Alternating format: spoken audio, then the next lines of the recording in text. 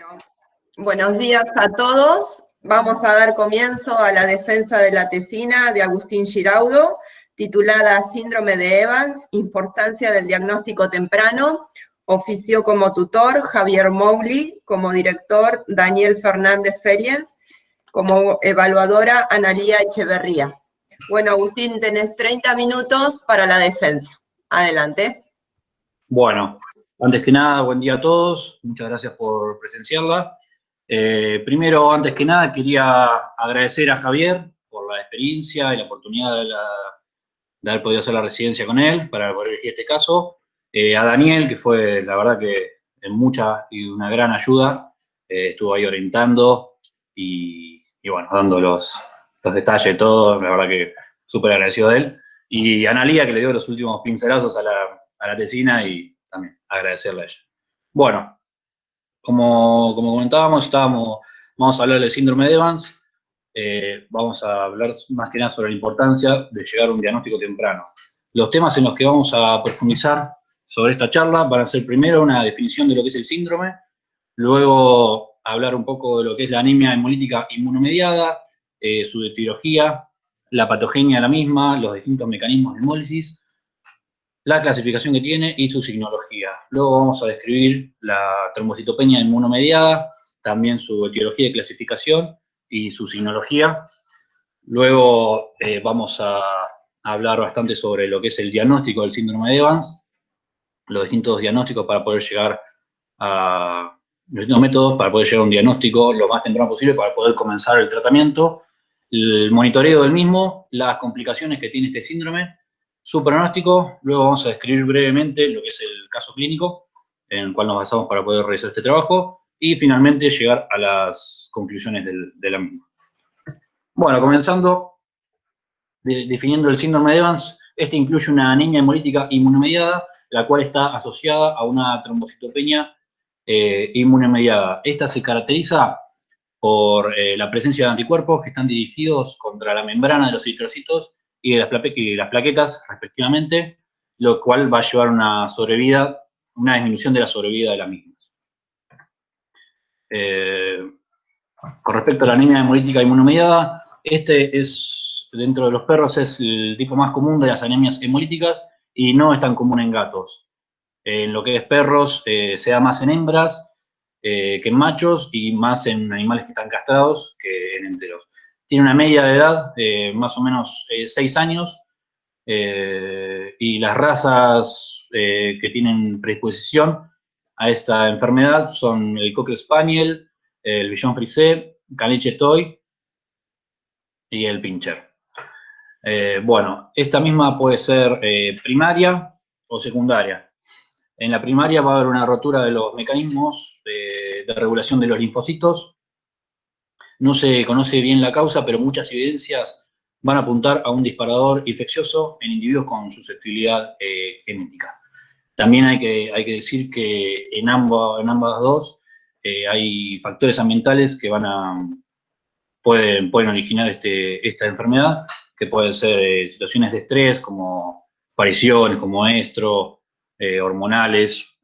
Bueno, con respecto a la secundaria, esta va a desencadenar una enfermedad subyacente, la cual puede ser infecciosa, como por ejemplo una erliquia, una erliquiosis, una babesiosis, micoplasmosis en el caso del gato. Bueno, también puede ser una causa neoplásica, como un hemangiosarcoma o linfoma. También puede ser por la exposición de los animales a distintas toxinas, fármacos, también por vacunas, y también puede darse por una transfusión con sangre incompatible, y también en el caso de los recién nacidos a través del calostro, en lo que se conoce como isoeritrolisis neonatal. La patogenia de la anemia hemolítica inmunomediada va a implicar la destrucción de los eritrocitos mediante un mecanismo de hipersensibilidad, que es una reacción exagerada del organismo frente a un antígeno. Esta es de tipo 2, o sea, citotóxica, en el cual el antígeno va a estar fijado en las membranas de eritrocitos y van a actuar distintas inmunoglobulinas, principalmente la inmunina G y la M. Los mecanismos de hemólisis de la anemia hemolítica inmunomediada pueden ser extravascular o intravascular. La extravascular está dada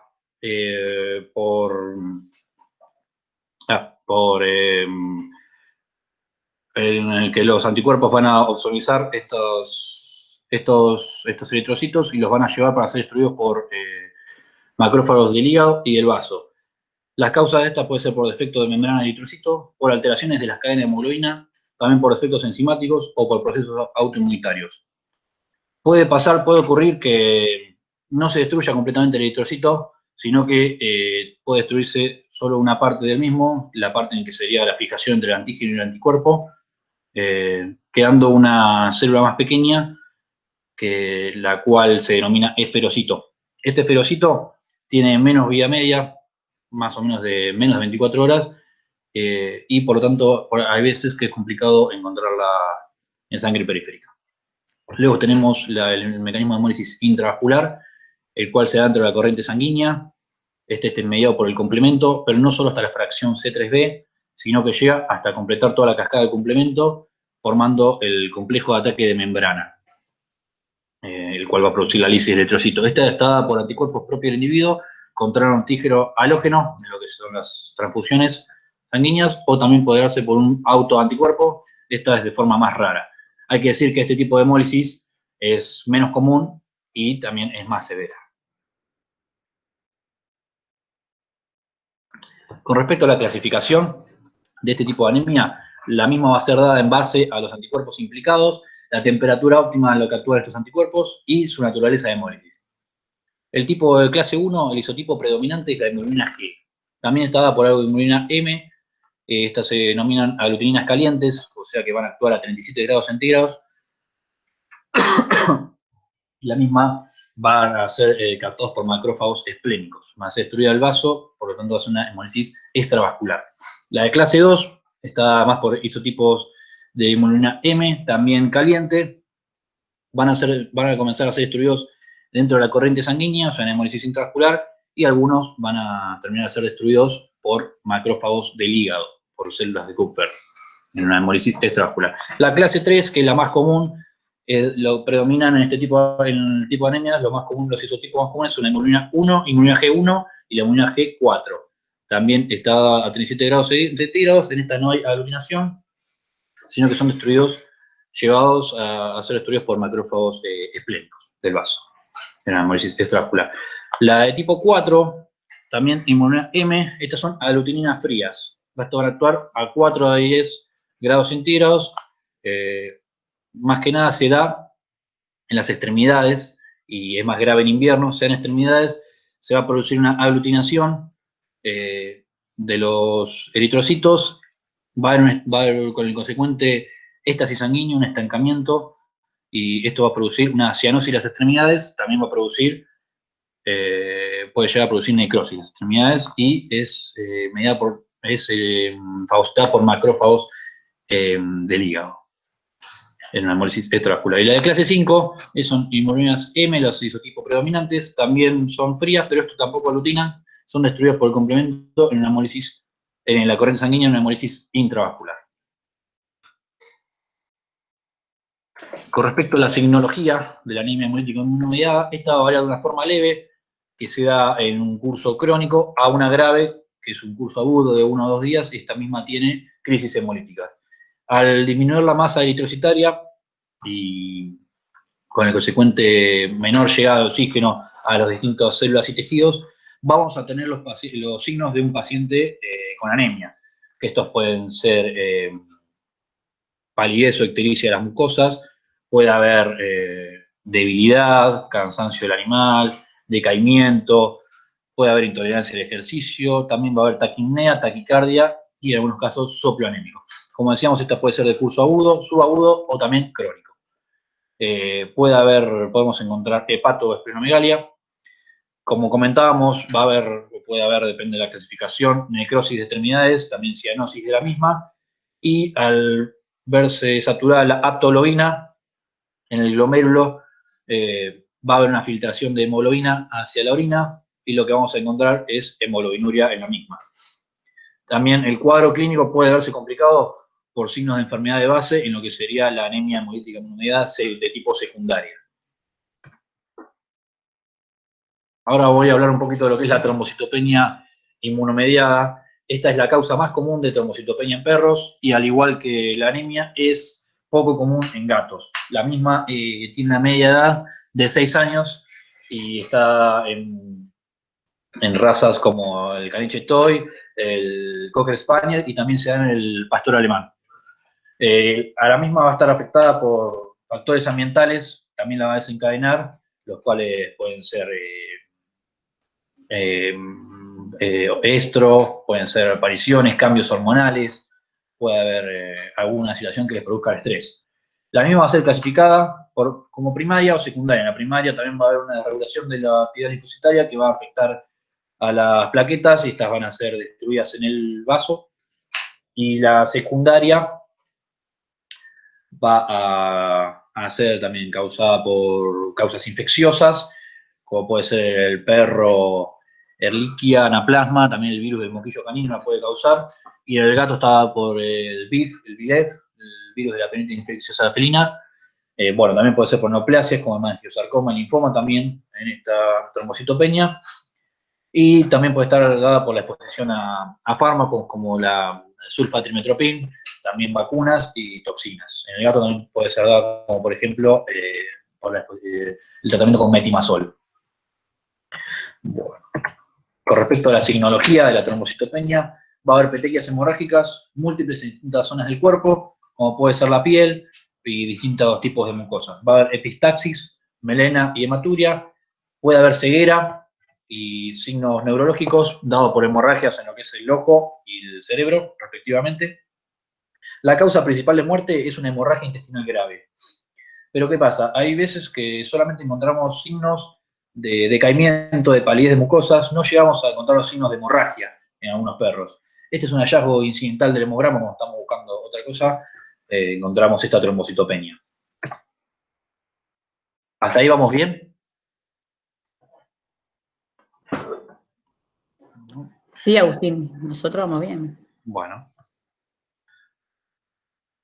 Con respecto al diagnóstico del síndrome de Evans, el primer dato que nos lleva a sospechar de este síndrome es la rapidez y severidad de los signos asociados a una anemia de tipo agudo, una anemia marcada de tipo agudo.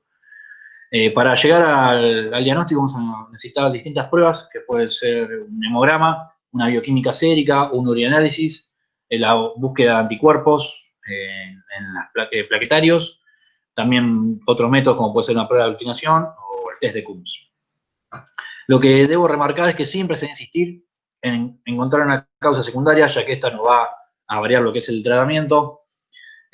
Siempre debemos realizar una buena anamnesis del animal, recabando información en lo que es el historial de vacunación, el historial de enfermedades, si está recibiendo algún tratamiento especial, causas que hayan producido estrés en el animal, el celo, cómo fue, después llegar a un buen examen físico completo del animal para poder llegar a encontrar esta causa secundaria que, como decíamos, el perro generalmente se la trata como primaria, ya que no llega a encontrarse esta causa secundaria, y se la trata como si fuera una de tipo primaria.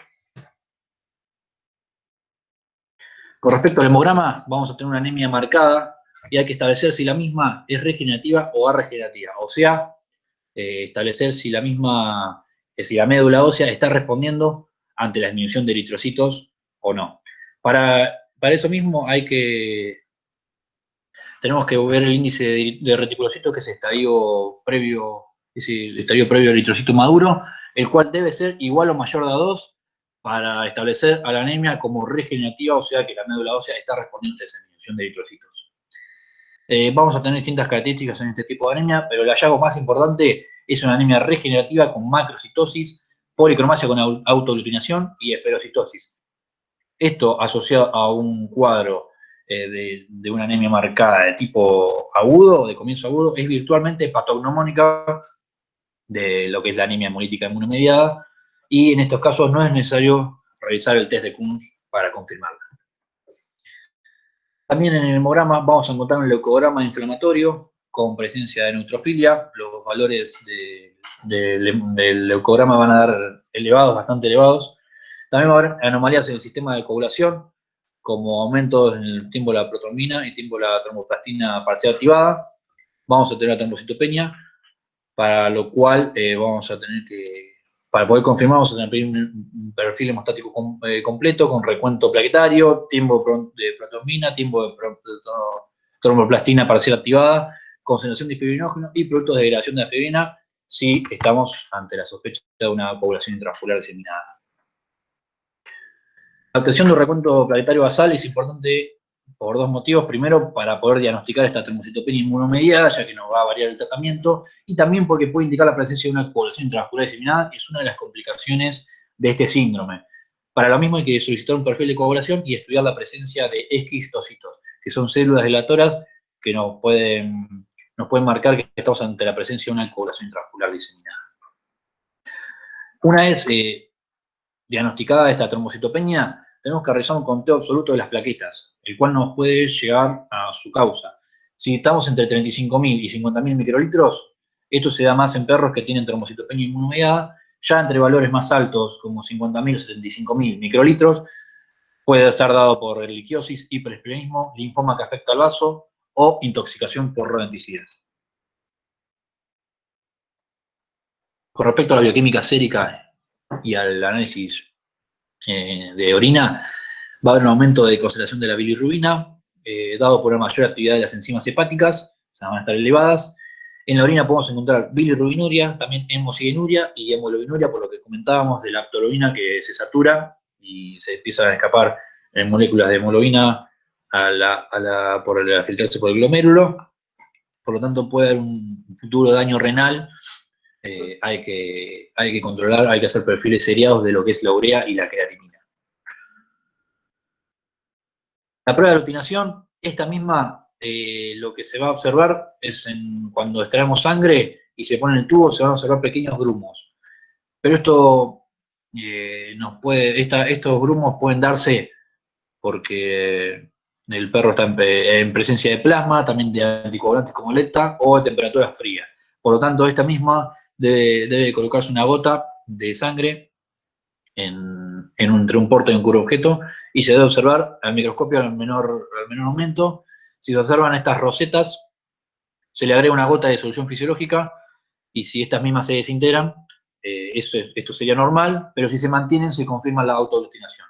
La evidencia de esta autoaglutinación o esperocitosis en frotes sanguíneos se considera la prueba definitiva de hemólisis de eritrocitos mediada por autoanticuerpos. Hay que recordar que el esferocito es el cambio morfológico más representativo de la anemia hemolítica inmunomediada.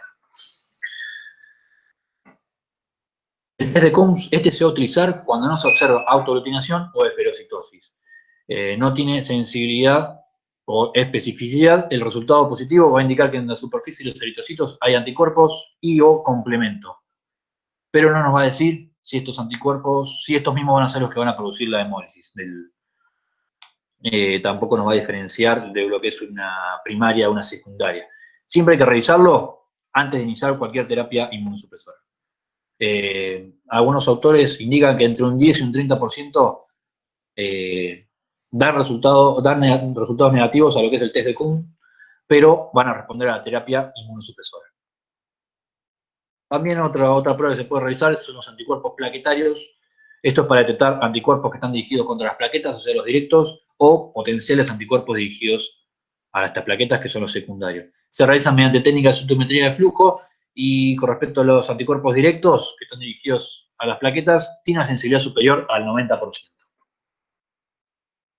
Ahora vamos a hablar un poco de lo que es el tratamiento. El mismo, hay que decir que suele ser frustrante, entre otras causas, porque no hay evidencias o estudios realizados que demuestren una terapia específica, también porque el costo de la misma es elevada, porque a veces se puede complicar el pronóstico por distintos motivos que luego vamos a explicar, y también porque hay que realizar cuidados de apoyo, que muchas veces no están bien controlados. Las metas principales del tratamiento es el control de las anemias, corregir la hipoxia tisular, impedir las tromboembolias y efectuar los cuidados de apoyo. Como veníamos diciendo, si llegamos a encontrar una causa secundaria, una causa desencadenante en una de tipo secundaria, hay que eliminarla, o sea, hay que agregar el tratamiento para poder eliminar la terapia para poder eliminar esta causa. Por ejemplo, en gatos, lo más común está por el Mycoplasma haemophilus, la hemoarteriosis, por lo tanto se usa la terapia con doxiciclina.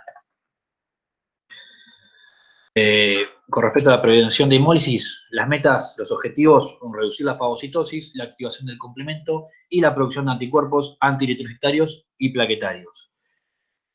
O sea, la clave de la terapia es utilizar fármacos inmunosupresores. Y un dilema clínico habitual en la misma es si comenzar con los fármacos de elección, que son los glucocorticoides, o si agregar a la terapia algún inmunosupresor adicional.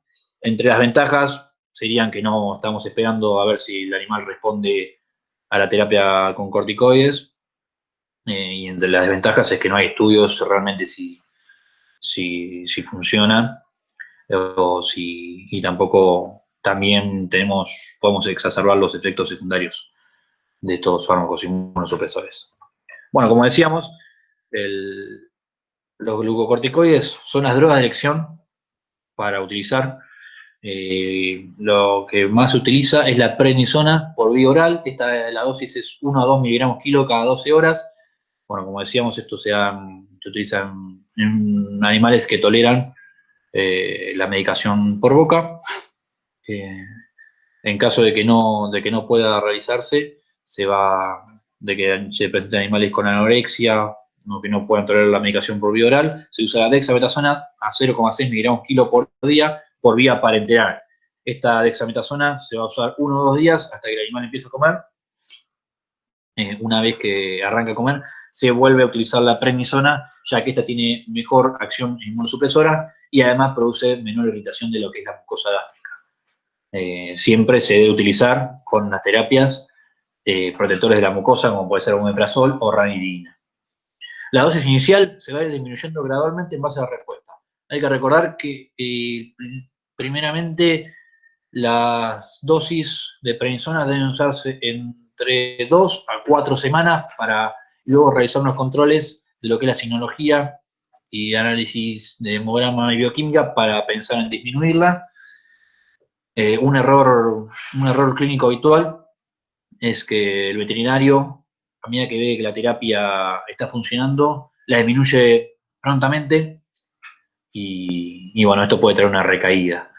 Una vez disminuida esta dosis, debe mantenerse un mínimo de entre 7 a 10 días, dependiendo del caso. En el caso de que los corticoides no respondan a la terapia, o que estos tengan que ser usados en altas dosis, o además de que estos produzcan un efecto secundario que son indeseables, se indica agregar otras drogas inmunosupresoras combinadas con los corticoides. Puede ser el caso principalmente la ciclofosfamida, que se usa a dosis de 50 miligramos por metro cuadrado por día, por vía oral, o también a 200 miligramos por metro cuadrado endovenosa cada 21 días. Esta sería la droga indicada o la mejor recomendada como anexo, ya que tiene uno de los mejores efectos inmunosupresores, pero también tiene efectos secundarios indeseables. También puede usarse la aciatropina en el caso de a 2 miligramos kilo cada 24 horas por vía oral, en el caso de estas anemias que no responden a los corticoides. La misma también puede ser pensada en utilizar en animales que tienen peores pronósticos, con el caso de perros grandes, también puede ser usada, que los corticoides tienen peor efecto. Estas dos drogas se van a mantener, y una vez que se considera en bajar la dosis, lo que se va primero a bajar es la dosis de los corticoides. También puede usarse en anemias refractarias el danazol o la ciclosporina. El danazol a dosis de 5 miligramos por kilo cada 12 horas por vía oral, la ciclosporina 5 a 10 miligramos por kilo cada 24 horas por vía oral, como decíamos, en anemias refractarias. Una de las contras que tienen estas drogas que tienen un costo elevado.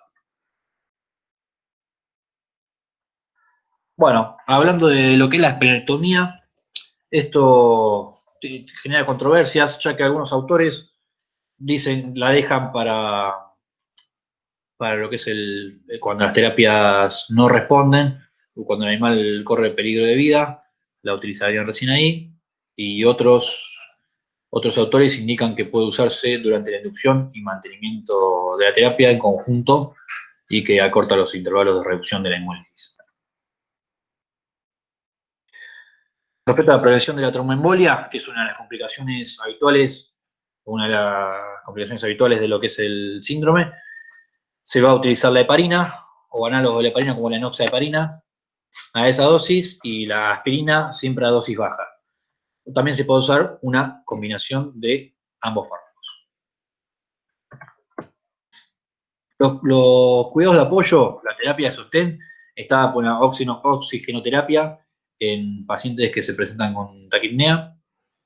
Se va a utilizar, se va a contrastar mediante los oxímetros, la saturación de la presión de oxígeno, y también lo que se utiliza es la fluidoterapia.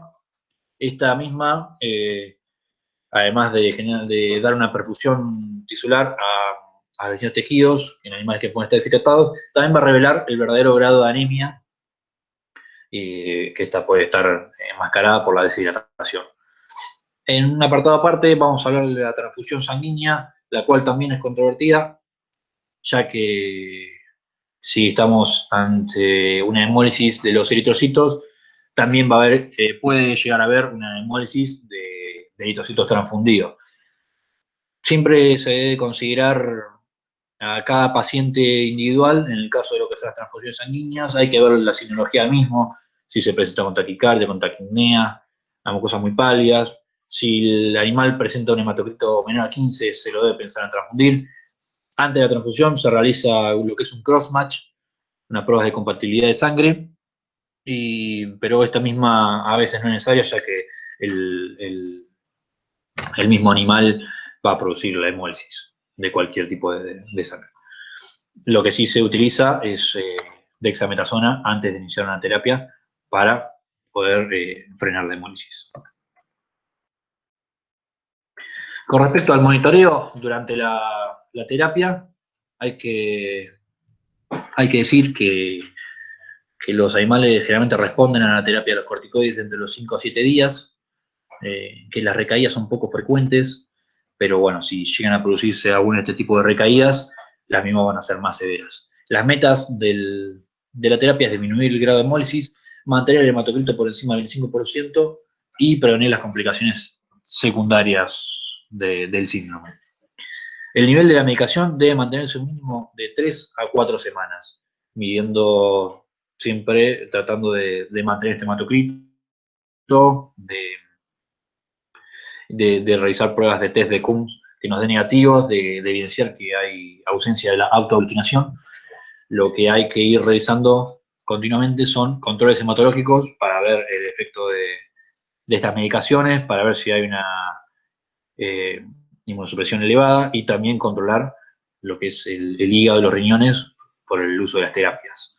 Generalmente se piensa que si fue disminuyendo y se pudo mantener el hematocrito y las distintas metas, luego de los 6 meses se podría considerar, una vez que ya hemos bajado varias veces la dosis, se puede considerar en suspender la terapia.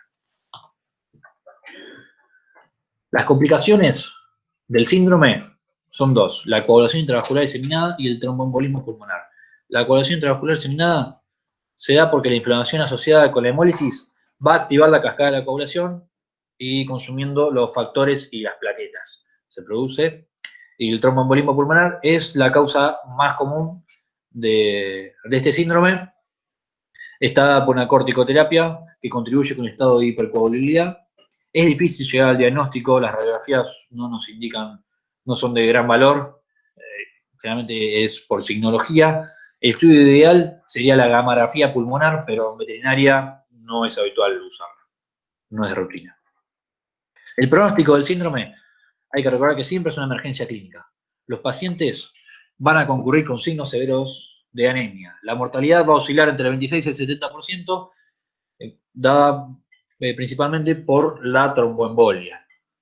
Como buenos pronósticos o como buenos factores, la respuesta rápida a los corticoides entre los 5 o 7 días es un buen pronóstico. También tiene mejor pronóstico los pacientes que tienen hemólisis extravascular contra los que tienen hemólisis intravascular o los que no responden a las terapias con corticoides o están usadas a elevadas dosis, o los que tienen también los que tienen elevados niveles de bilirrubina tienen peor pronóstico. Hay que hacerle entender al dueño de que las recaídas pueden llegar a suceder, de que él mismo tiene que tener un control del animal, realizando distintos controles, también controlar sus mucosas, la orina, para ver cómo está funcionando esa terapia. Bueno, ahora voy a describir brevemente el caso clínico que nos llevó a realizar este trabajo. Ella era Trini, es un caniche, hembra, de 4 años y como característica especial o particular, es que estaba entera, no estaba castrada. Primero fue atendida en otra veterinaria, internada en otra veterinaria, y voy a describir brevemente los antecedentes más relevantes que se realizaron en esa veterinaria. Se presenta a consulta por decaimiento. Los veterinarios pudieron tomar como anamnesis o dato más importante que los dueños comentaron que el animal se mudaron desde una casa con patio a un departamento. El animal tenía las vacunas vencidas, el celo fue bueno, no tuvo otra situación que le haya producido estrés. Al momento de la inspección presentaba mucosas pálidas, un microhematocrito del 21%, también presentaba taquipnea y taquicardia. Y el animal comía en ese momento. Lo primero que realizan es tratarla con dexametasona a dosis de 0,5 miligramos kilo, y luego por consejo de una interconsulta con una hematóloga es aumentada a 2 miligramos por kilo. Y también comienza la terapia con doxiciclina por sospecha de hemoparásitos. Luego al día siguiente el animal decae, deja de comer, por lo tanto realizan una transfusión que al momento de comenzarla el hematocrito estaba en 18%, pero luego de terminar la transfusión el animal decae y es derivado a la clínica de alta complejidad, que es donde realicé la residencia. En la misma, al momento del ingreso, el paciente se encuentra muy decaído, con taquipnea, con las mucosas pálidas y un cuadro marcado de anorexia. Lo primero que se realiza es estabilización del paciente mediante fluidoterapia.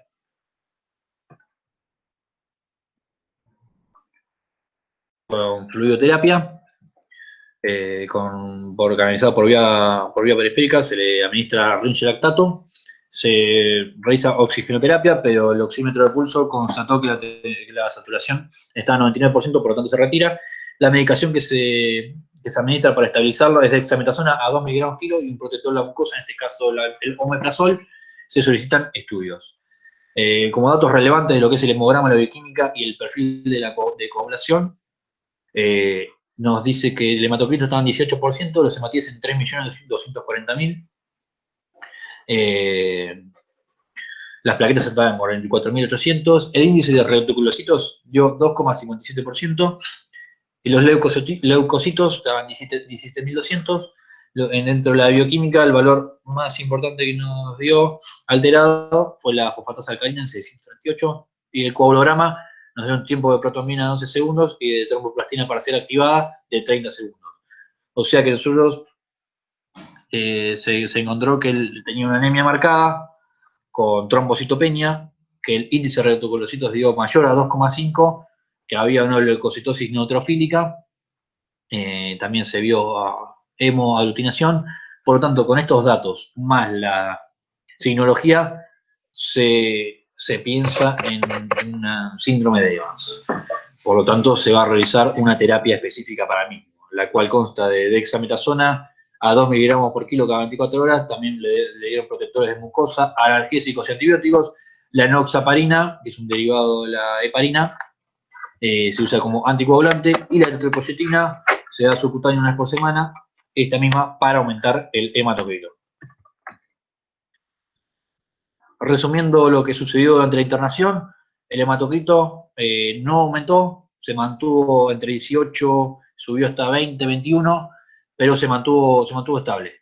El paciente come con ganas, por lo tanto se le da de alta con meprednisona vía oral y a la semana tiene que venir a control para ver cómo está y pensar en disminuir la dosis. A los 3 días reingresa a la guardia con un cuadro de decaimiento y disnea, por lo tanto se va a sospechar de que tiene unas complicaciones, de que es el tromboembolismo pulmonar. A la terapia se le va a agregar sildenafil como vasodilatador, ya que se sospecha, como decíamos, de la presencia de tromboembolismo pulmonar. El mismo se usa para disminuir la hipertensión pulmonar. Se va a realizar una segunda transfusión. Previo se realiza un crossmatch y la aplicación de dexametasona. El hematocrito, luego de transfusión, llega al 42%. A la terapia también se le va a agregar clopidogrel como inhibidor de la agregación plaquetaria. El animal vuelve a comer y se le da de alta. A los 2 días reingresa a la guardia, ya con un hematocrito de 13%. El animal tenía todas las vías periféricas colapsadas, por lo tanto toda la medicación que se le dio fue vía subcutánea. Y se le administra oxigenoterapia, ya que presenta un cuadro de taquipnea marcado. Al otro día los dueños deciden la eutanasia del animal. Bueno, concluyendo, el análisis de sangre que revela anemia marcada, policromasa con autoaglutinación y eferocitosis en un perro que tiene signos clínicos de anemia de comienzo agudo, es virtualmente patognomónica de anemia hemolítica de monomeda. Además, si le sumamos trombocitopenia, nos daría el síndrome de Evans. Esta misma siempre debe ser considerada una emergencia clínica, ya que hay que comenzar rápidamente con la terapia por las distintas complicaciones que hemos mencionado. Las metas iniciales del tratamiento son disminuir el grado de hemólisis, recuperar el hematocrito y tratar de mantenerlo y prevenir las complicaciones secundarias. La tromboembolia es la principal causa de muerte. En este caso, no pudimos confirmar mediante un diagnóstico certero si la causa de muerte fue el tromboembolismo pulmonar, pero bueno, la signología nos dio la sospecha misma. Además, para dejarlo a la discusión, se debería considerar la esplenectomía como terapia durante la inducción y mantenimiento, como mencionamos, y también al no responder los corticoides, si comenzar con la terapia con algún fármaco inmunosupresor adicional. Bueno, muchas gracias.